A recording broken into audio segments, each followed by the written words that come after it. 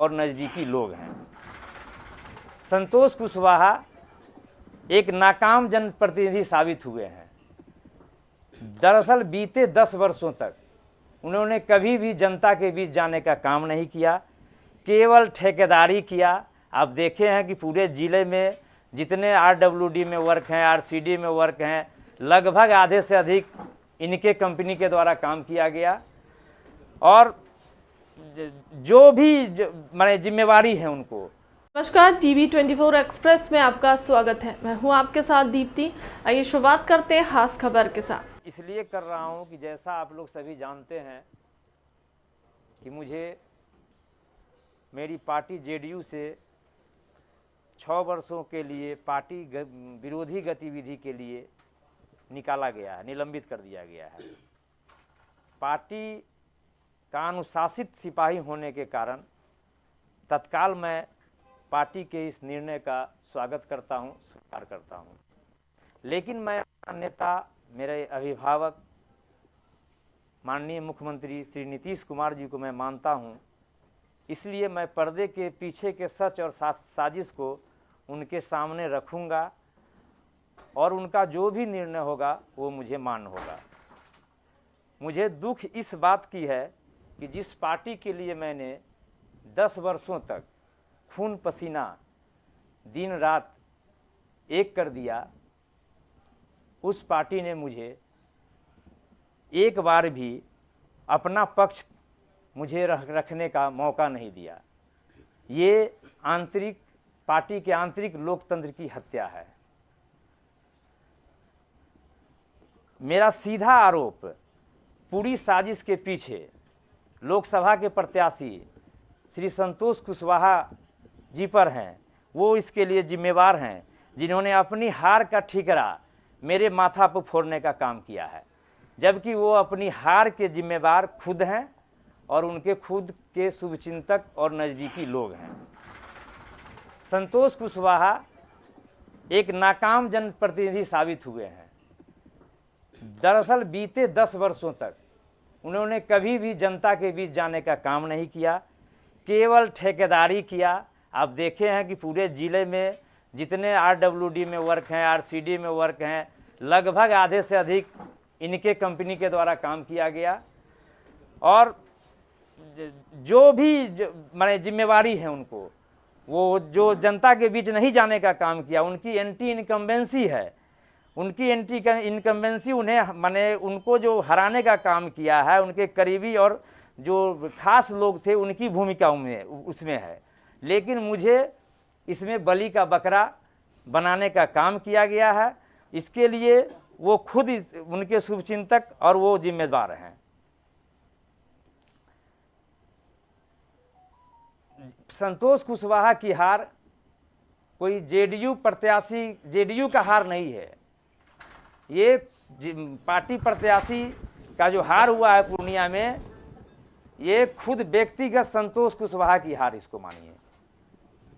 जो उनका जो एंटी इनकम्बेंसी था, लोगों के बीच नहीं जाना था, लोगों से मिलना नहीं था। आप लोग सब लोग जानते हैं, आम जनता के बीच में है।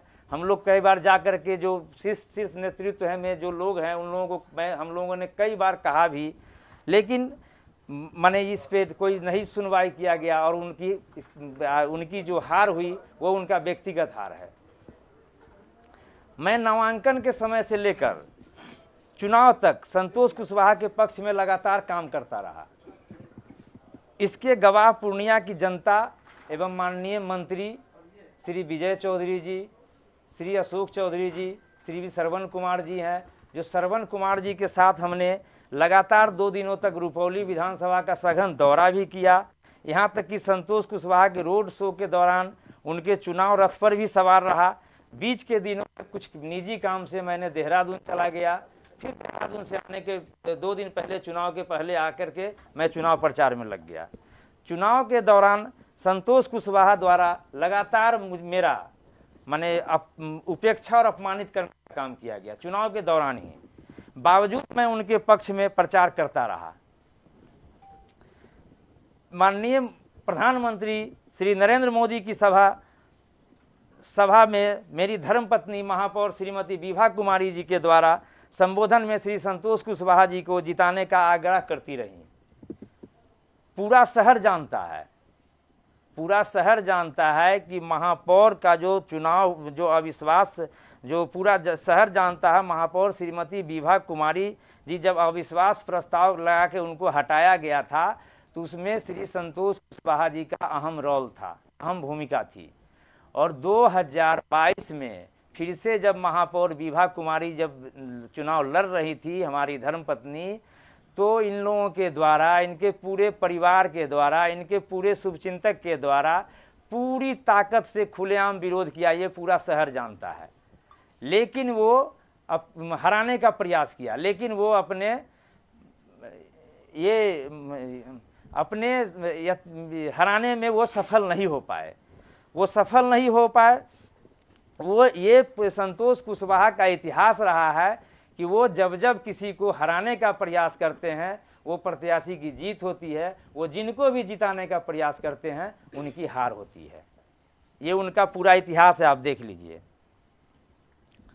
दरअसल श्री संतोष कुशवाहा और महापौर श्रीमती संतोष कुशवाहा को मेरा और महापौर श्रीमती विभा कुमारी के बढ़ते लोकप्रियता से उनको खतरा महसूस होता है। अपनी जो राजनीति खतरा है, उनको लगता है कि राजनीति में ये आगे बढ़ेगा तो हमको राजनीति में दिक्कत होगी, ये उनको हमेशा लगा हुआ रहता है। इसलिए वो अपनी जो है हार का माने इसलिए अपनी हार की आड़ में पार्टी के प्रदेश के नेतृत्व को दिग्भ्रमित करके मुझे पार्टी से निष्कासित कराया गया है। आप मुझे दल से निष्कासित करा सकते हैं, लेकिन पूर्णिया के लाखों दिलों से निष्कासित कैसे करा सकते हैं? क्योंकि अब आपका जनाधार समाप्त हो गया है।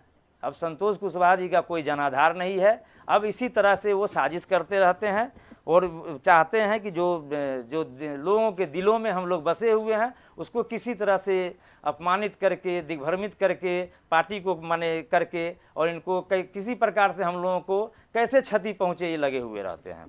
इस साजिश में पार्टी के कई लोग शामिल हैं। समय आने पर हर चेहरे को बेनकाब किया जाएगा। यह साजिश केवल जितेंद्र यादव के खिलाफ नहीं है, बल्कि महिला सशक्तिकरण के खिलाफ भी है, क्योंकि मेयर विभा कुमारी जी के कार्यकाल में महिलाओं का आत्मविश्वास बढ़ा है और कई लोगों को अपना आसन डोलता नजर आ रहा है। मैं शीघ्र ही माननीय मुख्यमंत्री जी को और पार्टी के राष्ट्रीय अध्यक्ष श्री नीतीश कुमार जी को पत्र लिखकर और व्यक्तिगत रूप से मिलकर अपनी बात रखकर उनसे न्याय की गुहार लगाऊंगा। बाकी जनता की अदालत में जो अंतिम फैसला तो होता ही है। धन्यवाद। पूछिए। हाँ, वो लिखित दे करके किए हैं वो, हमको जो पता चला है। संतोष कुशवाहा जी इस बात को मानते हैं कि प्रधानमंत्री नरेंद्र मोदी जी, मुख्यमंत्री नीतीश कुमार जी, बाकी और बड़े बड़े नेता आप संतोष कुशवाहा जी को जिता नहीं पाए और आपने उनको हरा दिया? हाँ, ये तो वही बताएंगे ना। ये बात को मान रहे हैं वो? हाँ, ये तो लीक करके देने से तो आप समझ सकते हैं इसका मतलब क्या है।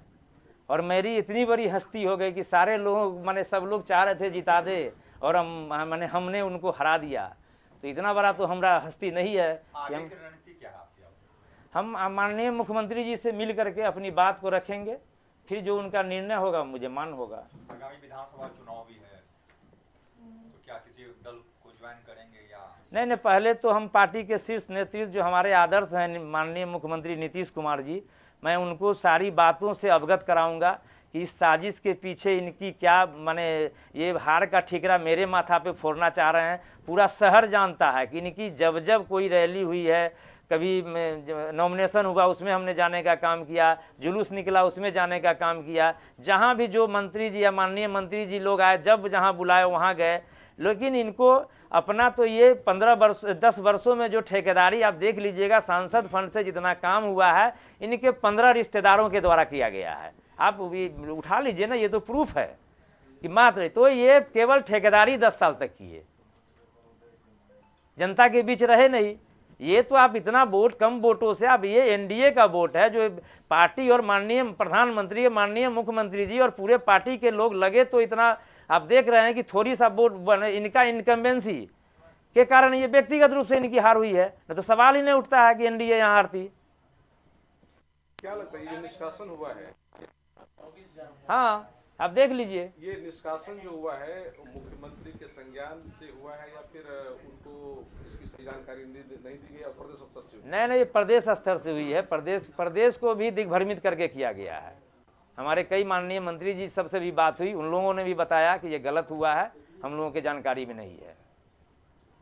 यानी लगता है जदयू में संतोष कुशवाहा का कद बढ़ा है क्या, वो जो चाहते हैं वो करवा दिए? नहीं, दिग्भ्रमित करने का काम करते हैं। कद बढ़ा और भरा सो तो आप लोग भी जानते हैं, हम लोग भी जानते हैं। नहीं, कद बढ़ा है तो जीत भी जाते ना। बोलिए बोलिए संजय भाई। सर, विधानसभा चुनाव को लेकर के बताया कि क्या रणनीति रहेगी? नहीं, विधानसभा हम तो बताया कि पहले हमारे जो आदर्श है उनसे मिल करके मैं व्यक्तिगत रूप से अपनी बातों को रखूंगा। उसके बाद जैसा निर्णय होगा फिर जनता की अदालत तो है ही अंतिम अदालत, वहाँ पे जाऊंगा। रुपौली में उपचुनाव है, हम लोग ये समझना चाह रहे हैं कि चूंकि अभी आप पार्टी में जदयू में नहीं है तो क्या भूमिका होगी इसमें?